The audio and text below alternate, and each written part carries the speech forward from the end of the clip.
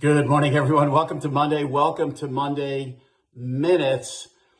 The focus is on 10-year yields. We could talk about the economy. We could talk about fiscal policy, monetary policy, geopolitical, global dynamics. Throw it all into a blender, and the focus is the benchmark. It's always been the benchmark, 10-year yields. So what's in the blender for 10-year yields? A lot of different things. What is certainly in the blender and the building blocks is central bank policy. The funding rate matters. Where the funding rate is, where that Fed funds rate is, SOFR, whatever you want to look at, you can't differentiate 10-year yields. You can differentiate long bond yields because it's structural and a much different animal, but you can't differentiate entirely 10-year yields relative to the funding rate.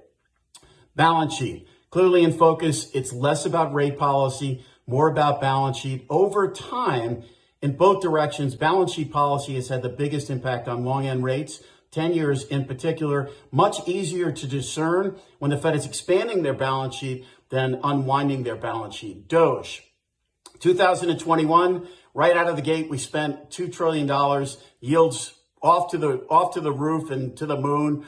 And even Chair Powell said, we've been a little critical. They could have stopped the balance sheet expansion a little bit sooner. Now we have the exact opposite dynamics. Whether you like Doge, don't like Doge, Elon Musk, no Elon Musk. I mean, look, these dynamics are very real. Spending is a big problem in the U.S. and we need to work through this pain, whether you like it or not. It is a worthwhile endeavor, but it's a completely different approach, and it does bring austerity to mind. Term premium comes and goes. It's a normal rate structure here. We've normalized the rate structure. Okay, we're rolling off balance sheet. We're not expanding balance sheet. We have a Fed funds rate that's north of 4%. Term premium has come back into the marketplace.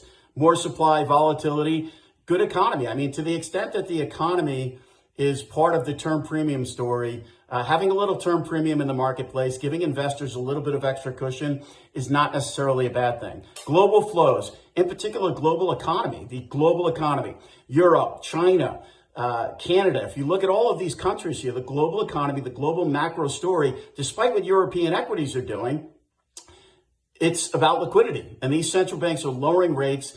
Generally, rates come down for not so good reasons. I mean, that's the reality of it. And rates are coming down globally because the landscape in terms of the backdrop of growth is an issue. The challenge is inflation is still relatively sticky at the same time. That's why we're seeing the fiscal changes that we're seeing on a global basis. That's why we saw the change that we saw here with President Trump in the United States. You're seeing it in Germany. You're seeing it really all over the world. People are fed up with paying high prices. People are fed up with bad fiscal policies. Inflation. Here in the U.S., sticky to start the year. It's been that way for the last couple of years. It's been that way for a long time. If you go back 5, 10, 15 years, there are seasonal effects with this data in the first quarter of these years. That's what we saw last year.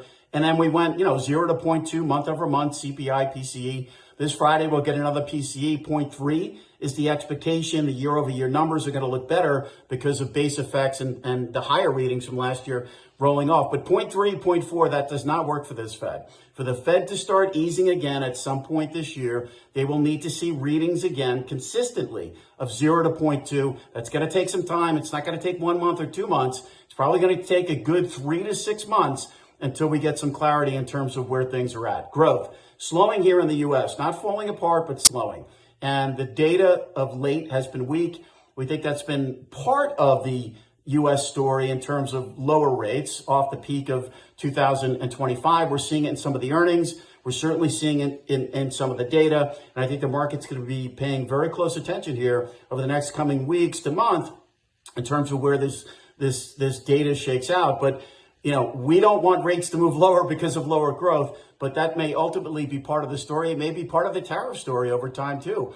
It may turn out to be less of what people think is an inflationary story. It may actually shake itself out in growth, depending on how things evolve. And then regulatory. We know it's coming. Chair Powell said it's coming. It's time to visit it. We agree. Make treasuries great again. We have a lot of debt. And we need to be thoughtful. Every country here is trying to protect their own turf. That is the reality. And if that's not clear, then you're not seeing things clear-eyed here. Every country is defending their own turf. We need to be protective of our turf.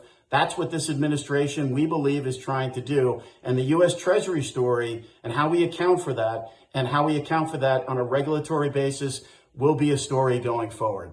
Wishing everyone a great week ahead. I'm Greg Faranello. I'm head of U.S. rates for AmeriVet Securities.